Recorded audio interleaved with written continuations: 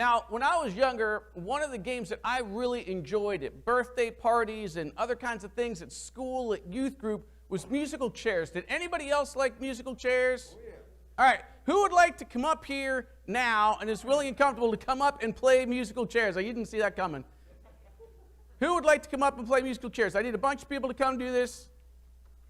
I'm gonna call it. You gotta be sick. I need more than 4 people because there are 4 chairs here. I need, right?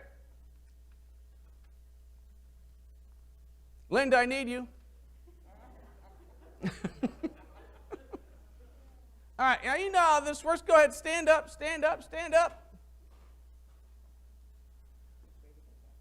You know what?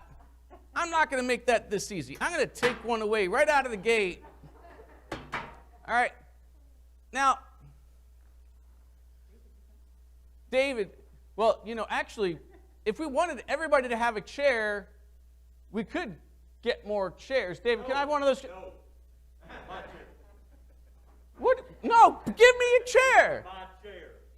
You can't have them. There are people here who have chairs and people who don't have chairs. You have plenty of chairs. Let's have a wrestling match. No, I'd lose. I would lose badly. All right. Well, we'll just do it this way then. We'll do, you know how this goes. Go around in this direction. Eustace, can we have a little, musical chairs music? Oh, that's what I'm talking about right there.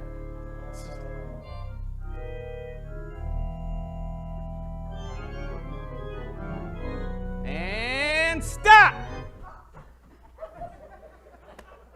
No, guys, go ahead and stay up here for a second. Stay up here for No. All right, let's do this again. A little more musical chair. No, you just get to stay. You get to stay. A little more musical chairs, music, Eustace. Oh,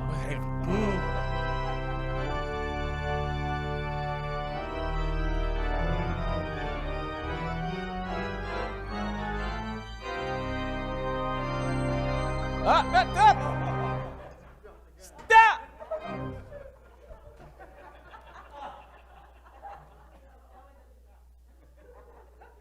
All right, now you two got to go now.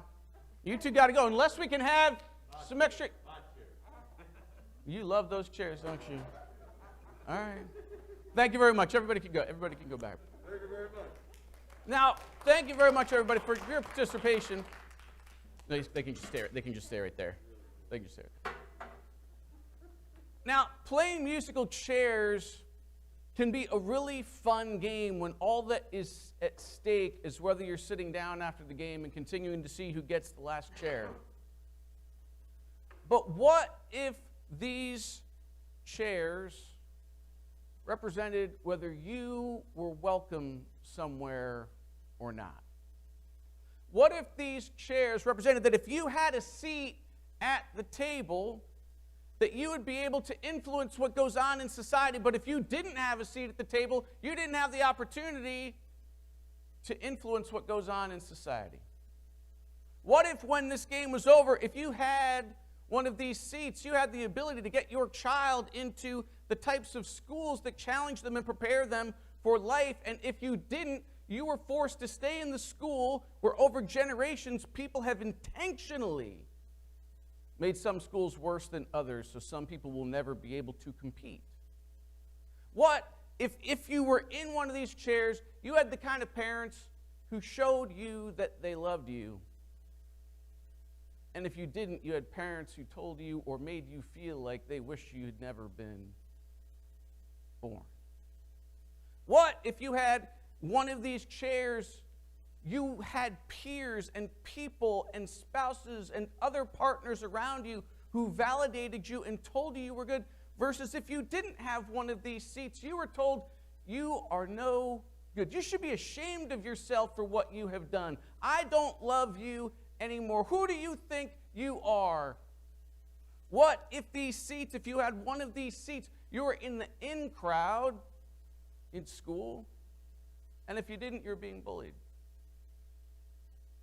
Or if you were in the in crowd at church, but if you asked questions or you had some questions and decided you wanted to discuss things that were happening in your faith, they said, no, you can't ask questions, you can't do that, you're out of our group. Or no, because of the way you love and the people who you love or the things you have done, you are not welcome here anymore. We don't really care what it says in the Bible. We have our own sets of rules and you're out of here.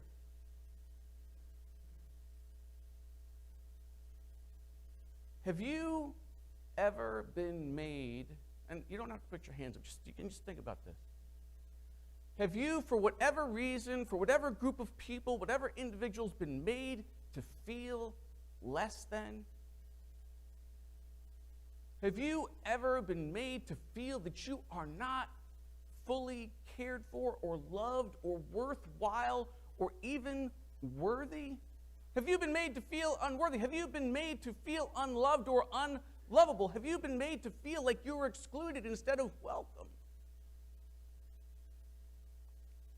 Most people have experienced this kind of thing at one time or another.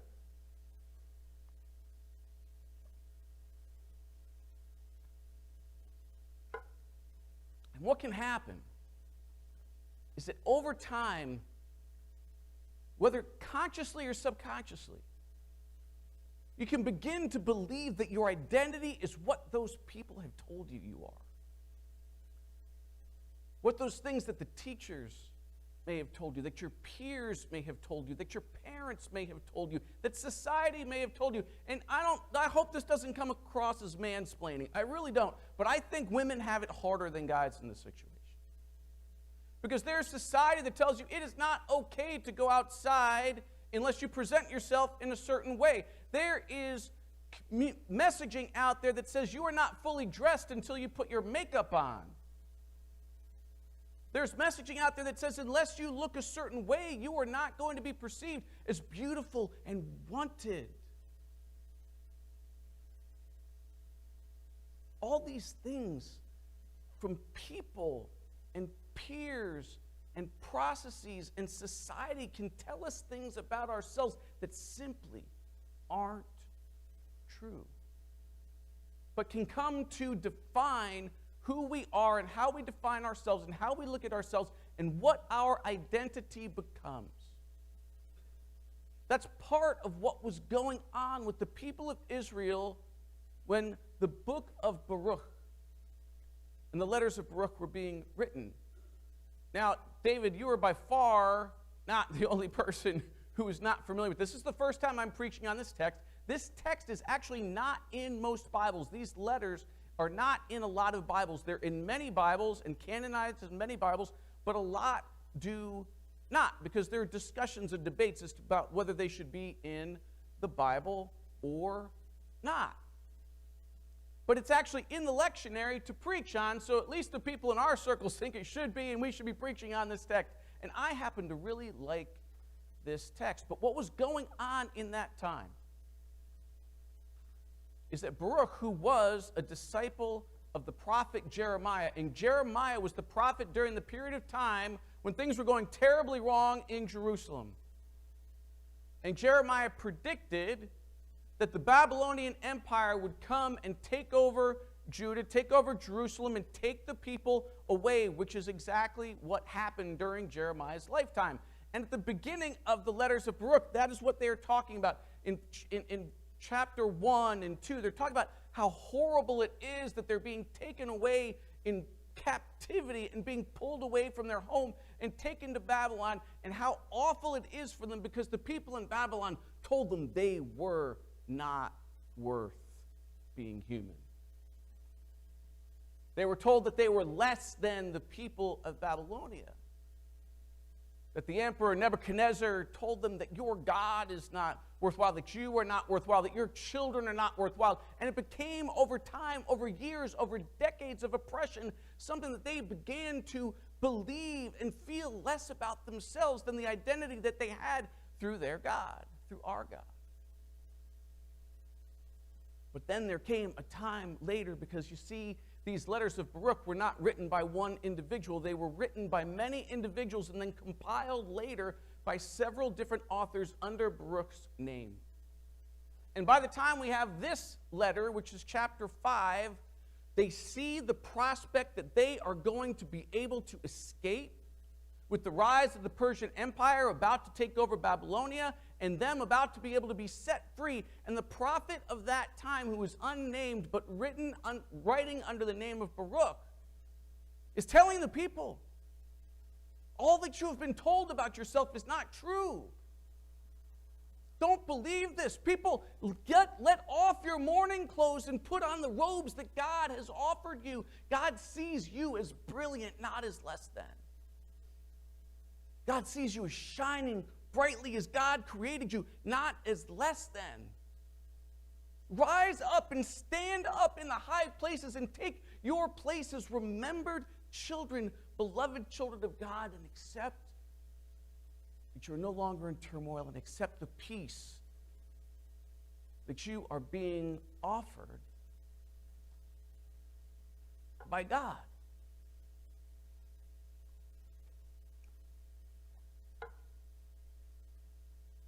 Like the people in Jerusalem, when we are told these things about ourselves by someone, it can put layers on us of belief about ourselves. You're not welcome at this lunch table.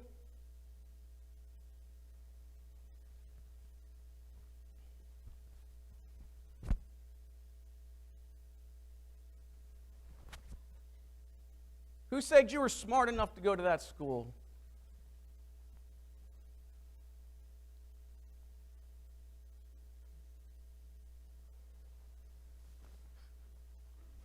You can't get over those mistakes.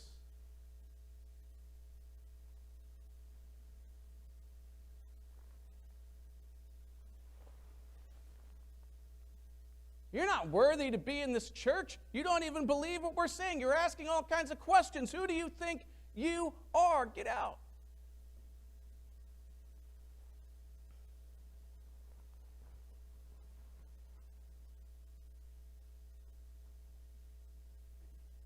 You are not worthy of love. You are not worthy of God's grace. You are not worthy to come to the table. You are not welcome here anymore.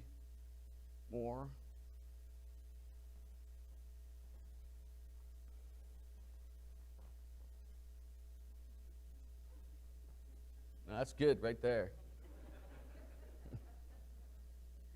And eventually, after society tells you, or your parents tell you, or your peers tell you, or your church tells you, or your teachers tell you, or where you grew up tells you, or because you went in a place and someone says because of the color of your skin you can't do this, because you're a woman you can't do this, because of who you love you can't do this, because you don't yet know where you are and what you want to do, you can't do this. Eventually, if we don't let go of these things, we get layered and layered and layered until we can't move and can't be the way God wants us to be. And for us to be able to do it, we need to be able to begin to take off our own mourning clothes. And they're not talking about if you've just lost somebody and you are sad. That's not what they mean. It means if you have been told that you are less than and you are not worthy, and you have become used to that idea that you are not loved. Don't leave, Dave. I need you. I can't get out of this on my own. That you can't be who you were meant to be. And so they say, take off your mourning clothes.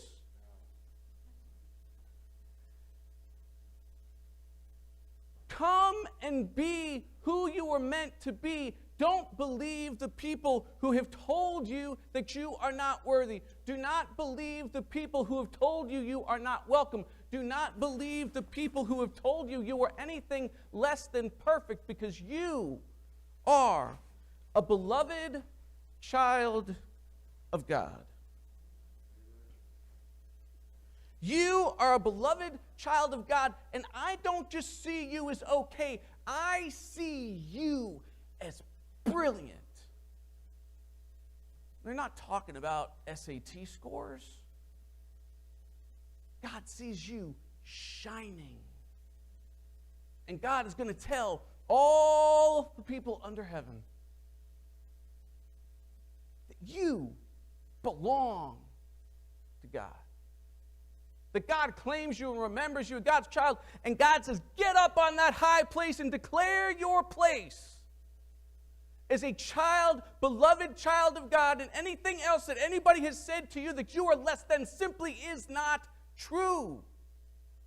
If you have been holding on to these morning clothes, if anybody has told you that you are anything less, that your identity, that who you are is anything less than a brilliant, loved child of God, then take off those morning clothes and welcome the robes of God that God is offering to you today, in this moment, in this season of Advent. And I know it's harder than taking off clothes. You might feel like you're peeling off layers of skin because all of these things have become such a part of you. But the reality is this.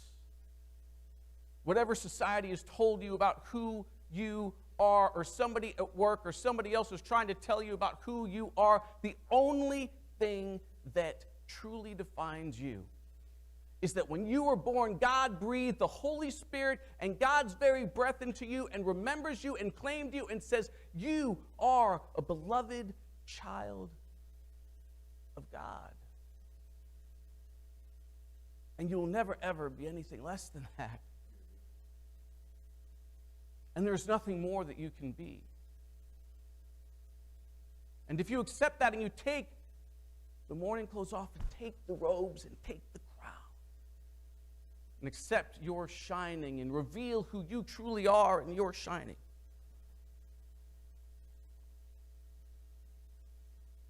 that will give you peace. And if you have that peace in your heart, we can have peace in the places that we don't even think it's possible. And so today, instead of us having given you the elements of the communion ahead of time, I'm going to invite you to come forward because you belong at this table. No matter what you have been told, no matter what you believe, you have a place at this table as much as anybody. As much as anybody.